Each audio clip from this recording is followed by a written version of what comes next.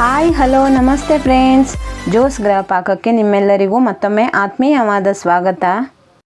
ಇವತ್ತಿನ ವಿಡಿಯೋದಲ್ಲಿ ನಾನು ಅತ್ಯಂತ ಸುಲಭವಾಗಿ ಅಷ್ಟೇ ರುಚಿಯಾಗಿ ಬಿಳಿ ಕಡಲೆಯಿಂದ ಮಸಾಲೆನ ಹೇಗೆ ಮಾಡೋದು ಅಂತ ತೋರಿಸ್ಕೊಡ್ತಾ ಇದ್ದೀನಿ.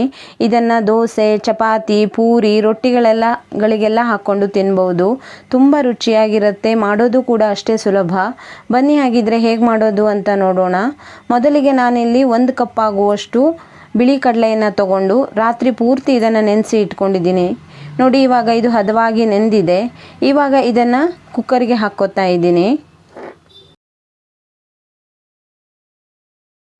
ನಂತರದಲ್ಲಿ ಇದಕ್ಕೆ ಕಡಲೆ ಮುಳುಗುವಷ್ಟು ನೀರನ್ನು ಹಾಕ್ಕೊಂಡು 1 ಆಲೂಗಡ್ಡೆಯನ್ನು ಸಿಪ್ಪೆ ತೆಗೆದು ಮಧ್ಯದಲ್ಲಿ ಕಟ್ ಮಾಡಿ ಹಾಕ್ಕೋತಾ ಇದ್ದೀನಿ. ಹಾಗೆಯೇ 1 ಚಮಚ ಆಗುವಷ್ಟು ಎಣ್ಣೆನ ಹಾಕ್ಕೊಂಡು ಸ್ವಲ್ಪ ಉಪ್ಪನ್ನು ಹಾಕ್ಕೊಂಡು ಕುಕ್ಕರ್ ಮುಚ್ಚಳವನ್ನು ಮುಚ್ಚಿ ಮೀಡಿಯಮ್ ಉರಿಯಲ್ಲಿಟ್ಟು 4 ರಿಂದ 5 ವಿಸಿಲ್ ಇದನ್ನು ಕೂಗಿಸ್ಕೊತಾ ಇದ್ದೀನಿ. ನಂತರದಲ್ಲಿ ಒಲೆ ಮೇಲೆ ಒಂದು ಪ್ಯಾನನ್ನು ಇಟ್ಟು ಅದಕ್ಕೆ 3 ಚಮಚ ಆಗುವಷ್ಟು ಎಣ್ಣೆನ ಹಾಕ್ಕೊಂಡು ಎಣ್ಣೆ ಚೆನ್ನಾಗಿ ಬಿಸಿ ಆದಮೇಲೆ ಅರ್ಧ ಚಮಚ ಆಗುವಷ್ಟು ಸಾಸಿವೆ, 1 ಚಮಚ ಆಗುವಷ್ಟು ಜೀರಿಗೆನ ಹಾಕ್ಕೊಂಡು ಸಾಸಿವೆ ಚೆನ್ನಾಗಿ ಚಟಪಟ ಆಗೋವರೆಗೂ ಇದನ್ನು ಫ್ರೈ ಮಾಡ್ಕೊತಾ ಇದ್ದೀನಿ. ನಂತರ ಇದಕ್ಕೆ ನಾನು 3 ರಿಂದ 4 ಹಸಿಮೆಣಸಿನಕಾಯಿ, 1 ಸಣ್ಣ ಪೀಸ್ ಶುಂಠಿ, ಹಾಗೆಯೇ 4 ರಿಂದ 5 ಬೆಳ್ಳುಳ್ಳಿ ಹೆಸಳನ್ನು ಸಣ್ಣಗೆ ಜಜ್ಜಿ ಹಾಕ್ಕೊಂಡು ಚೆನ್ನಾಗಿ ಫ್ರೈ ಮಾಡ್ಕೊತಾ ಇದ್ದೀನಿ. ನಿಮ್ಮ ಹತ್ರಕ್ಕೆ ಬೆಳ್ಳುಳ್ಳಿ ಶುಂಠಿ ಪೇಸ್ಟ್ ಇದ್ದರೆ ಅದನ್ನು ಕೂಡ ಹಾಕ್ಕೋಬಹುದು. ಹಾಗೆಯೇ ಸ್ವಲ್ಪ ಕರಿಬೇವನ್ನು ಹಾಕ್ಕೊಂಡು 1 ದೊಡ್ಡ ಸೈಜಿನ ಈರುಳ್ಳಿಯನ್ನು ಸಣ್ಣದಾಗಿ ಹೆಚ್ಚಿ ಹಾಕ್ಕೊಂಡು ಚೆನ್ನಾಗಿ ಈರುಳ್ಳಿ ಟ್ರಾನ್ಸ್ಪರೆಂಟ್ ಆಗೋವರೆಗೂ ಫ್ರೈ ಮಾಡ್ಕೊತಾ ಇದ್ದೀನಿ. ಈ ಬಿಳಿ ಕಡಲೆ ಮಸಾಲೆ ಬಹಳ ಬೇಗ ರೆಡಿ ಆಗಿಬಿಡುತ್ತೆ. ಬೆಳಗಿನ ಗಡಿಬಿಡಿಗಂತೂ ಇದು ಹೇಳಿ ಮಾಡಿಸಿದ ರೆಸಿಪಿ ಅಂತಲೇ ಹೇಳ್ಬೋದು. ಬೆಳಗಿನ ದೋಸೆಗೆ ಇದನ್ನು ಮಾಡಿಕೊಂಡ್ರೆ ರಾತ್ರಿ ಚಪಾತಿವರೆಗೂ ಇದನ್ನು ಇಟ್ಟು ತಿನ್ಬೋದು. ನೋಡಿ, ಇವಾಗ 1 ಟೊಮೆಟೊ ಹಣ್ಣನ್ನು ಸಣ್ಣದಾಗಿ ಹೆಚ್ಚಿ ಹಾಕ್ಕೊಂಡು ರುಚಿಗೆ ತಕ್ಕಷ್ಟು ಉಪ್ಪನ್ನು ಹಾಕ್ಕೊಂಡು 1 ಅರ್ಧ ಚಮಚ ಆಗುವಷ್ಟು ಅರಿಶಿನ ಪುಡಿಯನ್ನು ಹಾಕ್ಕೊಂಡು ಒಗ್ಗರಣೆಯಲ್ಲಿ ಚೆನ್ನಾಗಿ ಮಿಕ್ಸ್ ಮಾಡಿ ಟೊಮೆಟೊ ಮೆತ್ತಗಾಗೋವರೆಗೂ ಇದನ್ನು ಫ್ರೈ ಮಾಡ್ಕೊತಾ ಇದ್ದೀನಿ.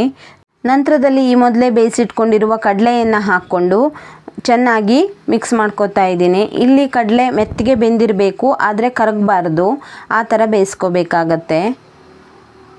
ನಂತರದಲ್ಲಿ ಇದಕ್ಕೆ ನಾನು 1 ಆಲೂಗಡ್ಡೆನೂ ಬೇಯಕ್ಕೆ ಹಾಕ್ಕೊಂಡಿದ್ವಲ್ವ, ಅದನ್ನು ಚೆನ್ನಾಗಿ ಸ್ಮ್ಯಾಶ್ ಮಾಡಿ ಇದಕ್ಕೆ ಸೇರಿಸ್ಕೊಂಡು ಚೆನ್ನಾಗಿ ಮಿಕ್ಸ್ ಮಾಡ್ಕೊತಾ ಇದ್ದೀನಿ. ನಿಮಗೆ ಇದ್ರ ಜೊತೆ ಆಲೂಗಡ್ಡೆ ಹಾಕೋಕ್ಕೆ ಇಷ್ಟ ಇಲ್ಲ ಅಂದರೆ ನೀವು ಬೆಂದಿರುವ ಕಡಲೆಯನ್ನು 1/4 ಭಾಗದಷ್ಟು ತೊಗೊಂಡು ರುಬ್ಬಿ ಕೂಡ ಹಾಕ್ಕೋಬಹುದು.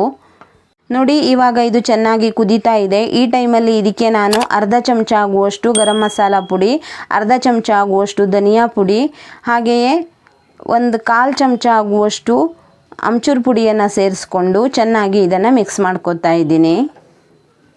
ಇಲ್ಲಿ ನೀವು ಅಮ್ಚೂರು ಪುಡಿಯ ಬದಲಾಗಿ ನಿಮ್ಮ ಹತ್ರ ಯಾವ ರೀತಿಯ ಹುಳಿ ಪುಡಿ ಇದೆ ಅದನ್ನು ಕೂಡ ಸೇರಿಸಿ ಮಾಡ್ಕೋಬಹುದು. ನೋಡಿ, ಈ ಥರ ಚೆನ್ನಾಗಿ ಮಿಕ್ಸ್ ಮಾಡ್ಕೊಂಡಾದಮೇಲೆ ಇದಕ್ಕೆ ನಾನು 1/4 ಚಮಚ ಆಗುವಷ್ಟು ಕಾಶ್ಮೀರಿ ರೆಡ್ ಚಿಲ್ಲಿ ಪುಡಿಯನ್ನು ಸೇರಿಸ್ಕೊಂಡು ಚೆನ್ನಾಗಿ ಮಿಕ್ಸ್ ಮಾಡ್ಕೊತಾ ಇದ್ದೀನಿ. ಈ ಥರ ಎಲ್ಲ ಮಸಾಲೆಗಳನ್ನು ಹಾಕ್ಕೊಂಡಾದಮೇಲೆ ಚೆನ್ನಾಗಿ ಮಿಕ್ಸ್ ಮಾಡಿಕೊಂಡು ಮೀಡಿಯಮ್ ಉರಿಯಲ್ಲಿಟ್ಟು ಇದನ್ನು 4 ರಿಂದ 5 ನಿಮಿಷಗಳ ಕಾಲ ಚೆನ್ನಾಗಿ ಕುದಿಸ್ಕೋಬೇಕಾಗತ್ತೆ. ನೋಡಿ, ಇವಾಗ ಇದು ಚೆನ್ನಾಗಿ ಕುದ್ದಿದೆ. ಈ ಟೈಮಲ್ಲಿ ನಾನು ಸ್ವಲ್ಪ ಕೊತ್ತಂಬರಿ ಸೊಪ್ಪನ್ನು ಹಾಕ್ಕೊಂಡು ಚೆನ್ನಾಗಿ ಮಿಕ್ಸ್ ಮಾಡಿಕೊಂಡು ಉರಿಯನ್ನು ಆಫ್ ಮಾಡ್ಕೊತಾ ಇದ್ದೀನಿ. ನೋಡಿ, ಇವಾಗ ಅತ್ಯಂತ ರುಚಿಯಾದ ಅಷ್ಟೇ ಸುಲಭವಾದ ಬಿಳಿ ಕಡಲೆ ಮಸಾಲೆ ರೆಡಿಯಾಗಿದೆ. ಇದನ್ನು ನೀವು ಚಪಾತಿ ಜೊತೆ, ಪೂರಿ ಜೊತೆ, ದೋಸೆ ಜೊತೆ, ಹಾಗೆಯೇ ಎಲ್ಲ ರೀತಿಯ ರೊಟ್ಟಿಗಳ ಜೊತೆ ಎಲ್ಲ ಸರ್ವ್ ಮಾಡ್ಬೋದು. ತುಂಬಾ ರುಚಿಯಾಗಿರುತ್ತೆ. ನಾನಿವತ್ತು ಇದನ್ನು ಚಪಾತಿ ಜೊತೆ ಸರ್ವ್ ಮಾಡ್ಕೊತಾ ಇದ್ದೀನಿ. ಇದನ್ನು ಮಾಡೋದಂತೂ ಎಷ್ಟು ಸುಲಭ ಅಂತ ನೀವೇ ನೋಡಿದ್ರಲ್ವಾ. ಖಂಡಿತವಾಗಿಯೂ ನೀವು ಕೂಡ ಒಮ್ಮೆ ಟ್ರೈ ಮಾಡಿ ನೋಡಿ, ಹೇಗಾಗಿತ್ತು ಅಂತ ಕಮೆಂಟ್ ಬಾಕ್ಸಲ್ಲಿ ತಿಳಿಸಿ. ಹಾಗೆಯೇ ನನ್ನ ಇವತ್ತಿನ ಈ ವಿಡಿಯೋ ನಿಮಗೆ ಇಷ್ಟವಾದರೆ ಲೈಕ್ ಮಾಡಿ, ಶೇರ್ ಮಾಡಿ, ಸಬ್ಸ್ಕ್ರೈಬ್ ಮಾಡಿ, ಪಕ್ಕದಲ್ಲಿರುವ ಬೆಲ್ ಬಟನ್ ಒತ್ತೋಕೆ ಮರಿಬೇಡಿ. ಇನ್ನೊಂದು ಹೊಸ ಅಡುಗೆಯೊಂದಿಗೆ ಮತ್ತೆ ಸಿಗ್ತೀನಿ. Thank you.